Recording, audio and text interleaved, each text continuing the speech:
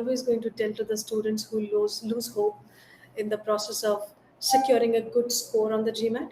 Anjali started as a live online student with us, took her first mock with a clear goal that she wants to go into ESSEC for her B school journey. But when she took her first mock after the classes and the practice quizzes, she scored a 285. It was a single digit percentile. But post that, she continued the journey and got the refinement of the mock in, let's say, 3 months roughly, because the first mock was taken around June 23. The next refinement was done in October, November, and she kept on moving the score. And from October 655, there was no looking back. 655, 665, 695, and finally the GMAT ended up with a 675. And the next journey was getting into the top B school called ESSEC, because that was a dream school already. She prepared her admissions, got her applications in place, got an admit, and now it's 2 months that she's in ESSEC. Welcome to the session, Anjali. I'm extremely proud, very happy to welcome you here. And to be honest, I really, really always manifested this moment, like I was saying you some time back. Thank So you lovely so to see. much. Thank you so much, Demitra. Uh, before starting, I would really like to thank you because you have been an integral part to my whole B school journey, getting into the B school journey because I feel like the support that you gave me really helped me to get to the 675. I remember calling you after my first mock. Even you were shocked with the score and you asked me to call me and tell why like what happened. And then I remember you saying that it's not the concepts, it's just the method that you're using is wrong. We can get this right. And that motivated me to go, keep going actually. I'm just glad that I could be privileged enough to be a part of the story, and we are talking today about it. So tell me something. Can we now? I'm assuming we will get back to how your life is at ESSEC in a while. I'm hoping that you're learning a lot there. But I'm Yeah. going to go in stages now. And the first thing I want to know is if we could rewind back to that moment when you had a clear vision of ESSEC and you take the first mock and you get it to 85, hit on the face by the score. Did you feel like quitting by any chance? Mm, Actually, it was the opposite for my case because I was like, I cannot be the person who got 285 on the GMAT. Like, I was like, that is like when I talk to people about it, they are like 285, isn't that like 1 percentile or 2 percentile? Like, you have to seriously do a lot of wrong things to get to that score. And I did actually. I skipped like 15 questions in quant and verbal also, I think. Yeah. So I was pretty sure that like I wanted to keep going, but the journey looked really long and tiring, to be honest, at that time.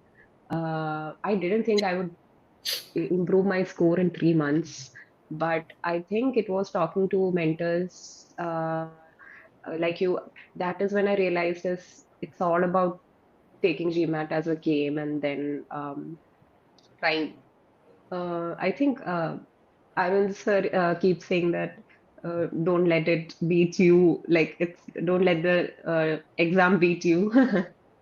So yeah, I guess that stood out to me, and yeah, I didn't feel like giving up, but I never thought I would get 675 and all. Like I was 80 percentile is what I thought my maximum was at that time. But yeah, So you're saying that that score really pushed you forward to do better because you could not identify your potential with that score, correct? definitely yes, correct. What's the next immediate step that you took? Um, I dived right into just solving a lot of problems, but the problem was, and I did not succeed. Like my second mock was also not nothing. I think it was around the same score, 300 something. And what I was doing is, I was practicing a lot of questions, but I was not Right, analyzing them. correct. Yeah, I was just looking at quantity. Like I used to, I think, do 60 questions of quant, 60 questions of verbal per day, but still I used to see no improvement. DI at that point, I was not really focusing on because I knew my quant and verbal were not strong. So no point of um, getting into DI at that point. But um, I didn't see any progress. It was when I started focusing on quality of the questions and also the analysis that I did is when I actually saw progress. I used to take um, 15 verbal questions, try to do it in 30 minutes, and then analyze it for 1.5 hours. That's That's when it. I saw, yeah, that's when I saw, okay, what CR actually is and what they expect us from it. Um, Yeah, and I think quality over quantity is what I understood in the next 2 months, and that's how I got. And I actually scored my most in verbal. And initially, I used to not get CR, but then once I cracked it, what actually CR is, it was like muscle, like I could do it quickly. Any question, hard level, easy level, everything.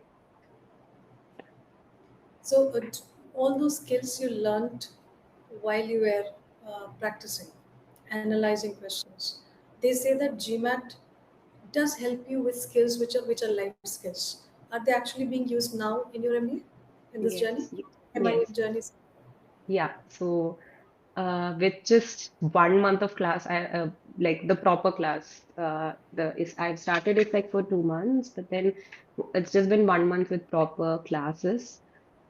I've had to read through so many case studies, and yeah, so it's like pages of information. And I feel like before GMAT, I would read it once, and I'll read it passively because I didn't have that skill of active reading, trying to understand from the author's point of view or and what they are trying to say. Like that skill I have gotten through my RC preparation. I remember uh, not focusing on the details, but okay, what is the author trying to say? Is this author's point of view, or is it author's point of view on someone's point of view? Things like that, the perspective, understanding that, and then okay, in this paragraph, they are giving details about this thing, summarizing the large amount of information and trying to understand the whole thing as a whole rather than small, minute things is something that I've learned through my GMAT prep, and it has been useful. And I think it is a life skill that I got through the prep. That is something I noticed. And yeah, math also. Um, it's simple calculations, but if you don't keep actively doing it, you will lose it. So yeah. Okay, now that you talked about case studies in your learnings now, do you think Mm. data insights was harder, or what you're doing now in terms of case studies, that's harder? When there is a time crunch, what I'm doing now is definitely harder. Like 4, 5, like lot 20 pages PDF, you have to do that before uh, next day, and you'll remember about it at 12 o'clock, and then you have to cram it. And then when I think about it, it's harder. But yeah, um, but the time pressure that DI gives me, it's still a nightmare. But yeah, it was when I think about it, it really helped me in a lot of ways in real life as well, and in my educational journey right now. So would you many people do say, what do you think? They say that GMAT is the easiest step in this entire pathway because after that Definitely, it is. definitely, yeah. Like my friends and I were discussing recently. After GMAT, we thought, okay, the difficult part is done. We can chill a bit, apply, and then comes the application process. And then once we crack the college, they're like, okay, now we can chill. And then comes the visa process, which is even harder. And then coming here. And so when you think about it, GMAT is the easiest step in the whole business school process. Definitely. Okay. And now that you are in business school, that's even harder than both the two steps. And once you'll be in the job from there, it will be the hardest thing. That's how the journey. Yeah. Yeah, hopefully it gets easier at some point of time. I hope the training that you're getting through in each of these steps is making you a better version of yourself. At each step, you become a better version of yourself. Exactly, yes. Yeah, And you that's learn a all. lot. Yeah, you become a stronger version. Absolutely. Let's go back a little more to the GMAT part because so many candidates do want to understand your mindset there in that stage, which is so crucial for them because so many of them are there in that stage. Um, Once you get a bad score in the official mock, or once you perform not so well in any of the particular sections, that becomes a mental roadblock. Like next time somebody gets a 200s or 400s or any score that's not really optimal, they don't feel like taking the mock. Did that happen with you? Somewhere there was a resistance? Definitely, there was. I feel like there was I think I took 10 mocks in all, in total. There was some mocks where I kept getting 575, that range. And I was doing everything, like I was seeing progress, and then that kind of plateaued. And that is when I was like, okay, like why is it not working now? But I think um, you have to push yourself at that point. You cannot give up. And focusing, what helped me was focusing on one aspect. Like I was like, okay, right now, I will try to improve my verbal score. And then that kind of pushed my score a bit. And then taking it step by step is what I did, and that helped me. So yeah, rather than trying to, take everything together and um, trying to do all of it together. And the thing was, I was working also at that point.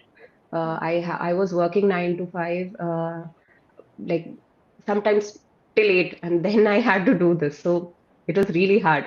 Uh, but yeah, I kept pushing myself, and and I think giving yourself like it's just 6 months of hard work that is going to put you in a place where you will be proud of for the rest of your life is something that was like, just get through this 6 months. I gave myself 6 months basically.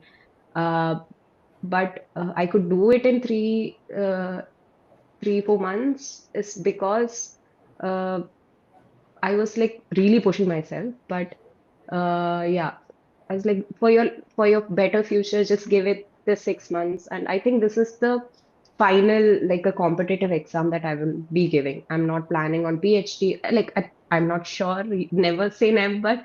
But still, I don't think we will be needing a like standardized test or entrance test like this for anything else. Like this was a final one, and I was like, ace it. It will be worth it. And that is how I got through my mental block. I definitely had a mental block at those times, and I was second guessing everything.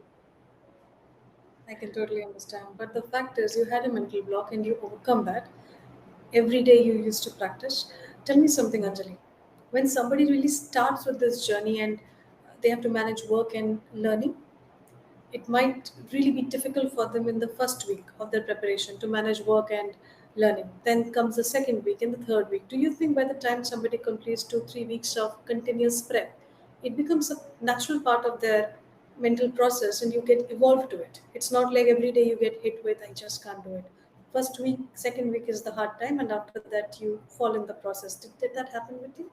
Definitely, yes, it did.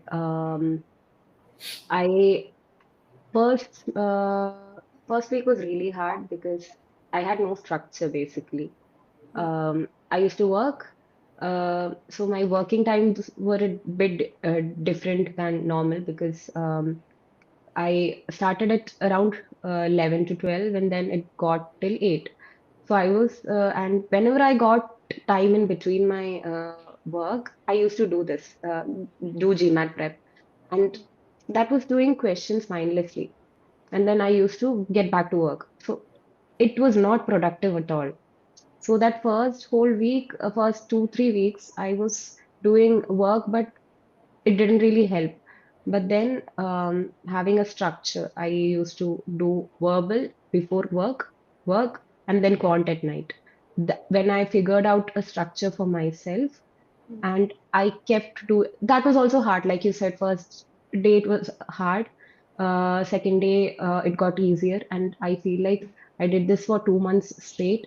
And then it became like I feel like you increase your endurance. Hard work is also a habit. You have to build it up. You cannot work hard one day and then next day you won't work hard, and then third day you will face the same resistance. So I tried doing it every day consistently so that it turned into a habit. Hard work turned into a habit, and yeah. So Perfect. yeah, that's This, this is what I want people to understand. Because so many come back and say, I'm unable to manage work and prep. You do it for one day, you'll be unable to manage. You'll find it difficult to manage. You do it 2 days, 3 days, one week. By the time you enter second week, it will be a part of your process of yes. every day. What was the area among the three sections that you really disliked? Initially, it was CR. I couldn't understand like all the options looked similar to me. I was like, okay, how is this different? Like most, there are so many nuances that we have to understand. That in real life, before that, I used to use most everything. Like I didn't have quantity associated with it, like 50%, something above 50% is most, and things like that. So those nuances I used to not understand. And but ironically, CR is where I scored the most, and that is where I improved the most. It was basically analysis and trying to rewire the brain. Like you can't take any word for granted. Every word has a meaning behind it. I even started identifying good GMAT, like when I used to use, for example, GMAT Club to get questions from, um, I could understand, okay, this doesn't look like a GMAT question. There is something wrong with it. I could identify it because GMAT CR questions have a good standard. Like it is like they have, uh, uh, they will first tell you about what the premise, and then there will be argument conclusion. It is clearly structured. There will be a gap in between, and that gap is the answer. Like that will be a comment on that will be happening in the options. And I could, like, once I started doing it, I could like I figured it out. I could clearly see that. So yeah, CR was my worst at first. And for DI, I think DI, I didn't give enough importance for DI in my whole GMAT journey, to be honest. And I kind of regret it. But towards the end, I think 675 was my more than my target score. So I was happy. But yeah, DI MSR was also very difficult for me. I could not process so much information in one go. So in that, like for MSR, I would say 6 minutes for three questions. So if you're taking 2 minutes to solve the problem, 4 minutes to just get the whole detail, all the details was hard for me. But then that also practice, like I practiced a lot. And yeah, that really improved my, I could see some improvement, not as much improvement that I liked, but there was time constraint also. So I had booked my GMAT. So I went ahead with my prep, with whatever prep I did for DI. Yeah. So MSR and CR was where I was struggling. Mm. But yeah, interesting. We got 94th percentile on verbal, Yeah. and that pulled your score. And also, quant and DI, you have scored decent, way better than what you started with. So Yeah. kudos on Yeah. that. Let's talk about what are the official resources you utilized apart from OG. GMAT questions. I think I've exhausted most of the GMAT questions from GMAT. I used GMAT Club mainly to get the official questions, and then uh, uh, from I had uh, 2024 and 2023 latest reviews, quant review, verbal review. I had copies, and I did that also as well. Yeah. Advanced guide? Did you use advanced guide? No. Okay. Okay, I think we have talked enough about GMAT. Let's move to the next segment. Tell us what, apart from ESSEC, did you apply to? What all other colleges you applied to? I just applied to one. That was ESSEC. Oh, just one college. Yeah. Did you have a backup plan? My backup plan was so I had almost 3 years of experience. So and I wanted to pivot into management. So I was at this brim of getting admitted to MIM. So I always wanted to do MIM because it is a more beginner friendly course. Like I can actually especially ISEC, I can specialize in so many different areas. Like I can decide my curriculum, I can choose courses and subjects that I want to learn. So that was something that really interested me. So yeah, my backup plan was if I don't get into MIM, I would try for MBA at ISB after 2 years, 2 more years of experience, like after gathering a bit more experience. That was my plan because I've already had 3 years of experience and I was already working. I worked till August 6th. I landed in France in August 18th. I worked like literally 12 days before coming here. I was working. So I was like, anyways, I have experience, so I can do an MBA later if I didn't get into ESSEC, but thankfully I got. Yes, and I'm surprised. I thought you might have applied to at least one or two more colleges, just ESSEC. Wow, that's Yeah, really clarity that you were clear. This is the college, or I don't really want any other college. That's the scenario. That was it. yeah, So you had yeah. your own research done before you decided that this is the only college. Yes. So there were many reasons that I chose ESSEC. So I had a senior who was studying here, and I was in constant contact with her. She just graduated. So she, like, whatever she told me, there were internship, apprenti opportunities, and then the course being a la carte that you can choose what to study, and so many specializations that ESSEC offers. It kind of fit everything because I was on an exploring journey. I have technical background. I'm an engineer, so in management, where to specialize, I have no idea. If you ask me now, I don't know yet. I'm going through my refreshers. I'm exploring marketing, accounting, all these different things. And then I can make a decision of specializing. So that kind of freedom ISEC gives me. And that is why I wanted to make an informed decision about my future career plans, like learning everything, not learning, like at least getting introduced to the nuances of different fields and then deciding on where I should focus on. So that is something I feel drew me to ESSEC. And the second, definitely the apprenti opportunity that ESSEC has, that I can actually complete by the time I complete the course. I will not be in debt. The financial thing is a major reality for international students, especially from India. Uh, the fees is huge, the investment is very huge.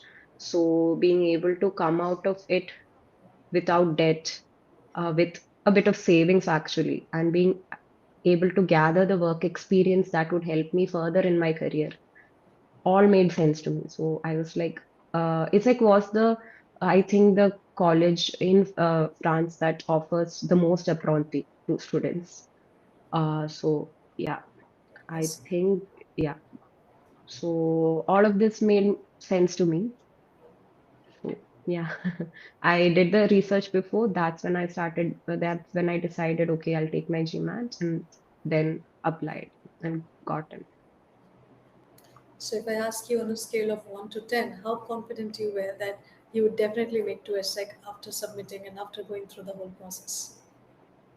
Uh, I was confident actually. I thought my GMAT score was good. I really put in effort for my application. I did it alone. Took really, I took a lot of time. And I think that is the best application I could provide or submit at that point. And I was very happy with my application. So I was pretty confident that I would get in. Amazing. So if on a scale of 1 to 10, it would be 11 out of 10 then, or 10 out Oh, of. well, nine. There were days where I was like, okay, was it foolish to just apply? But then I had a clear plan, like not ESSEC right now, MBA later after I I know more what I want to do with my career. Like How long did you invest in terms of the application process? 2 months, 1 to 2 months. Yes. Okay. What is that one thing which you think is extremely important when somebody is investing their time in drafting a good application? Understand that every detail is important, like attention to detail. They might ask you about extracurricular. It would be a small portion in the application, but make sure you give your best there also. Like even in small areas where you can put your input, give it. And essay, I would say, um, so initially, the essay that I drafted uh, was like it had a lot of details, but I was not to the point. So basically, for ESSEC, the essays are question based. So there will be 5 questions that you have to answer.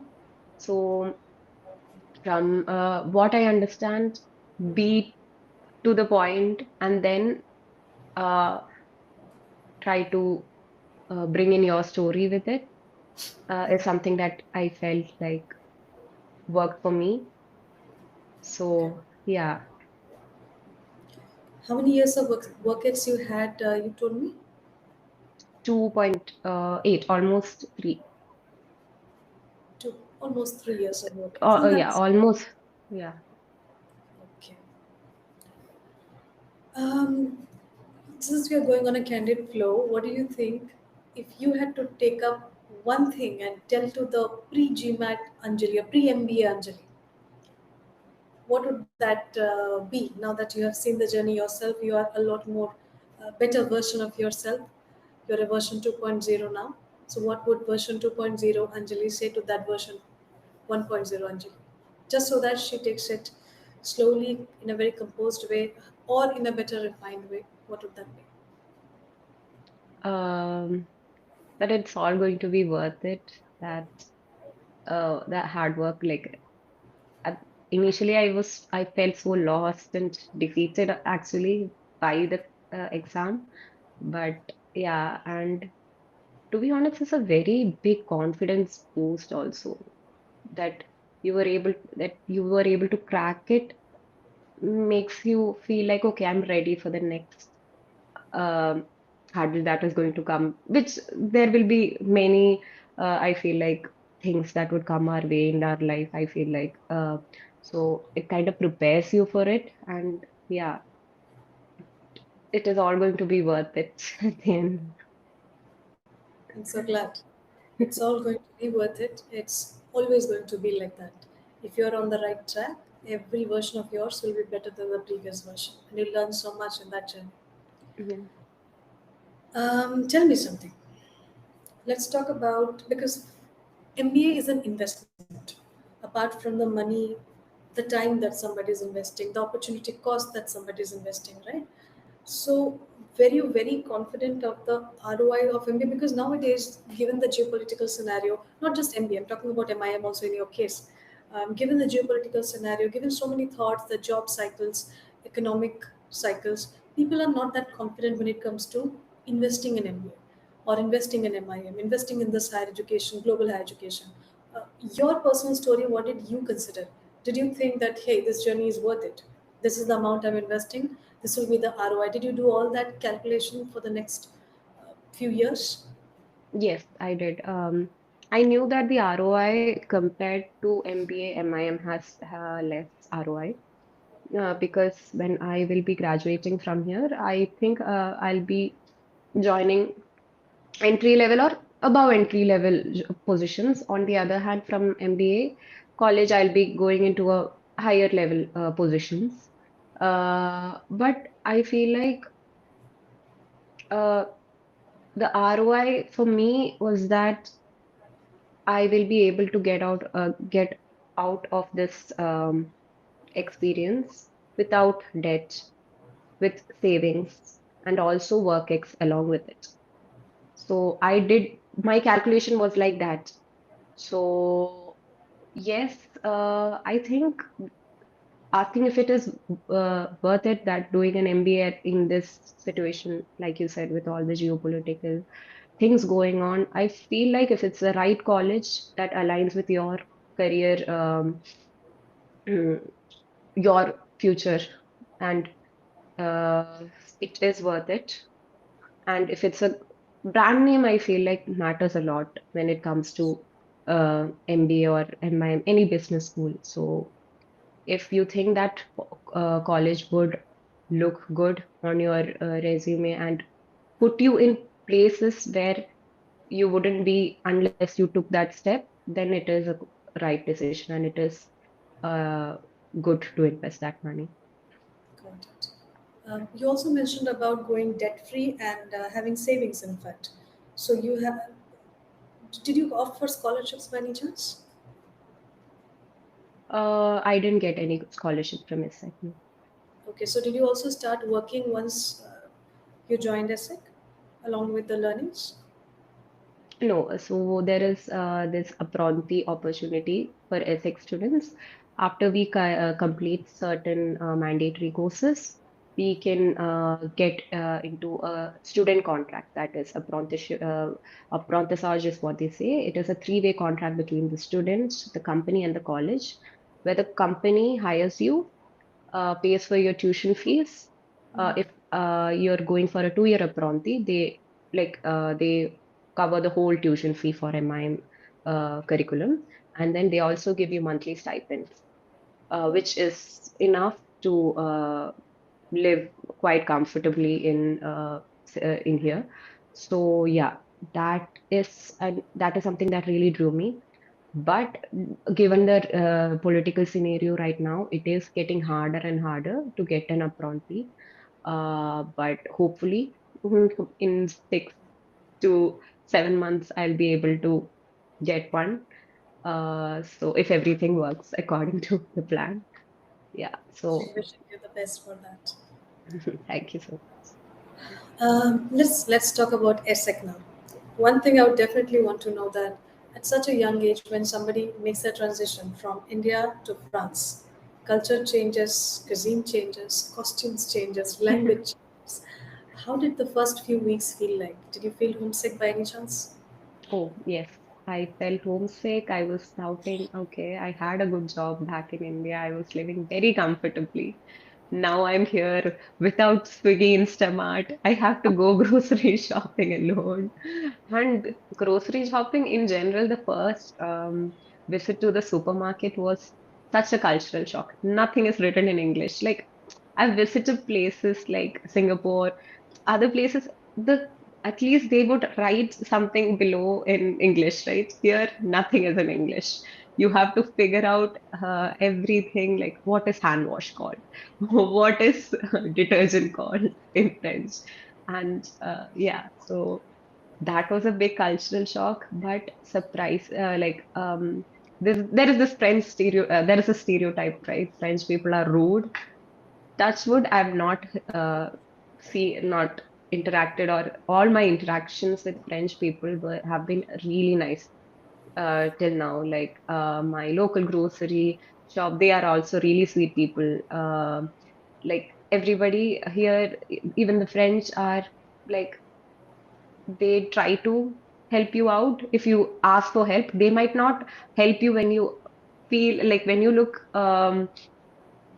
they might not offer help, but if you ask them, they will help you. So that was nice. So yeah, but the cultural shock, figuring out everything alone, it was quite hard. And the social security and everything, there were so many things that you had to do once you reach here in the first 2 weeks. It was quite overwhelming, but yeah, it is finally starting to come into place. I can say that I'm settled right now, settled Awesome. in. Awesome. And how's the how let's say in 100 students, how many students would be Indian in ESSEC and how many students would be Asian largely? I would say the cohort, half of it is French, half international. Got it. More than half is French, I think, half international. And in international, the majority is Indian and Chinese. Then there is Taiwanese, uh, a few Americans, very few. I've seen like one or two in my cohort. And yeah, that is, there are some Koreans and things, and other countries. But yeah, in international students, I would say it's more than 20. So in general, the cohort, I feel like 25% would be Indians. Understood. And apart from learning your academics, what else you are encouraged to do there? Apart from just going into what you have to do in terms of syllabus, etc. What else? Oh, that is something the ISEC is really good at. There is like every week, Wednesdays, there will be rock climbing. You can sign up for it and go there. There is salsa dance. Then there is so many horse riding even. You can take up horse riding, rowing. There are like all kind of activities you can think of. I think ISEC provides classes for them. And yeah, What have you participated in? sadly nothing. Uh, So I keep saying that we have to do this, that, and then I never ended up going. But we next week I'm going for salsa.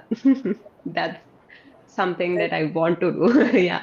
definitely. Yeah. Definitely. Please.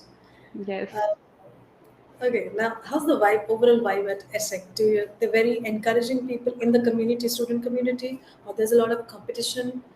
What's it like right now, 2 months into ESSEC?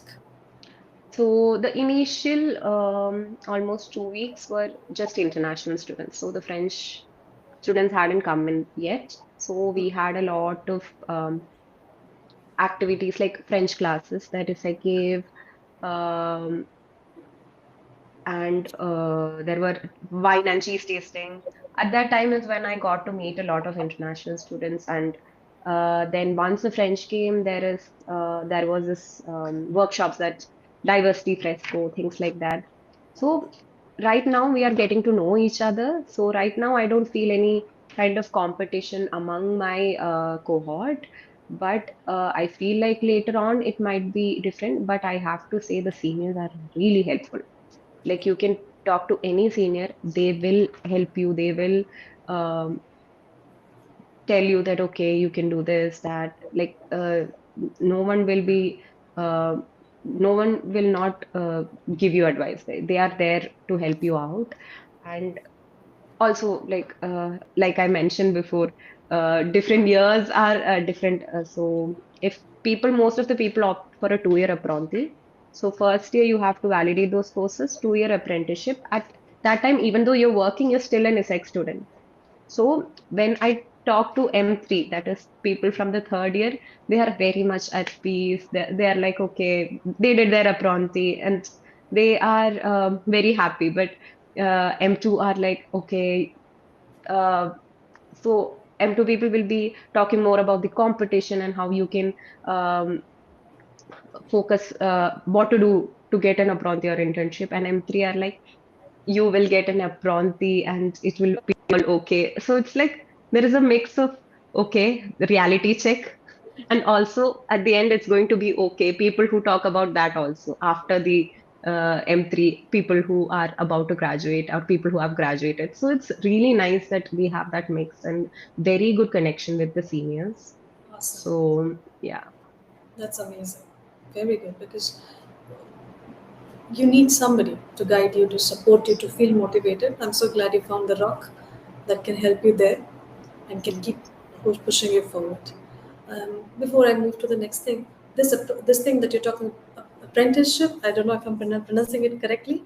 yes, Uh, that really is available till you are learning as an ESSEC student, and then you have the internships coming up. Correct?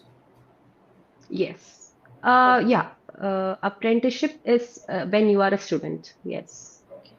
And how fierce is this internship journey? Like, everybody would be eyeing for an internship. How easy is to get an internship? In other words. I don't, I think it's quite hard given the political scenario in France right now. It is getting harder. And also, if you're looking for non-French speaking jobs, which is what I would be aiming at right now, because I don't have I have A1 level of French proficiency.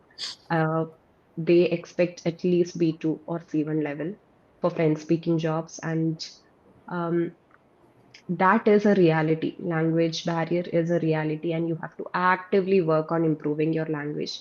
Even if you don't, even if you get an internship apprentice, if you don't improve your language to C1 level by the end of year three, or when you get out of complete your ESSEC journey, you will face difficulties in finding landing a job in France. Yeah, it is very language oriented. So yes, it is going to be hard, but hopefully it will work out. Right now, it feels really hard. Just like when I started my GMAT journey, like right now, internship, everything sounds really hard. But hopefully, when I'm past that point, it will feel 100%. much better. Hmm, 100%. Just take one day, 1 week at a time. definitely, yes. Is the GMAT any important anymore now that you are at ESSEC? Do they talk about GMAT at all? Is it important in getting an internship? I don't think so. Like nobody really talks about the GMAT scores here. And internship, I not seen people write GMAT scores in their resume. So no, but yeah, That's a good thing, because so many yeah, students keep on asking about it. Will GMAT score help in my placements? Will that help in the next stage? I don't think so. Yeah, according to my understanding. Okay, that's good. I think beyond everything, this is something I would like to pass to the students immediately. Don't be worried, it's still the stage. If this would be our last question, unless you want to ask something to me. Um, my last question is: there are so many students who probably are in this stage. They have big dreams, but low mark test scores, low scores, or they're stuck somewhere. As mentors, we try to push them, but when they see somebody actually doing it for real, the motivation level is very high. If there's just one thing you would want to tell to them to take them out of that quagmire mental mindset block that they're in, what would that be? I would say try building habits to get out of mental block. It's definitely try building habits. If you can't take up all the subjects together, one all together, don't. Maybe try doing, if someone is working, maybe try doing 3 hours of 2 hours of GMAT prep one day. Make it a habit. Include one more hour or one more subject, uh, and take it slow. Like take it, just think about what I will do tomorrow. That's it, and how I can improve the day after. Like just take it one day at a time. It will sound like a big thing, but if you give your if you give 6 months, I think it is crackable. Definitely crackable. And analyze, overanalyze if you want. For CR and all, I would say that analyze what, even if you get answers right, analyze. Is your way of thinking right? Even for quant also, if you feel like I had this habit, yeah, just over and like analyze and make sure that even if you're getting it right, it's because of the right reasons. So, yeah, just hang Absolutely. in there. It's going to be worth it at the end. Thank you so much, Anjali. I can't thank you enough. Just to say everyone that if Anjali is one such example, you could be the other example. Like somebody who Definitely. is listening to us. It's all Yes. possible. Like Anjali said, just hang in there. Make sure that you count every single day. You build up excellence every day. You look back, you have paved a route of excellence, like what you are doing right now. I want to first thank you so much for joining today and wishing you the best in every single thing that you do. Let me Thank you know if so you want any help from my end anywhere at all. I'm always there for you. And Thank you thank you very so much. much. Thank you so much. Thank you for this opportunity. No, thank you so Bye. much. I'm going to push this video to our students. Just a request, I'll stop my video and I'll stop this recording. Could you stay till we finish it to 100% because it will then be completely recorded. Okay. Thank you. You can close your camera, no problem. Okay.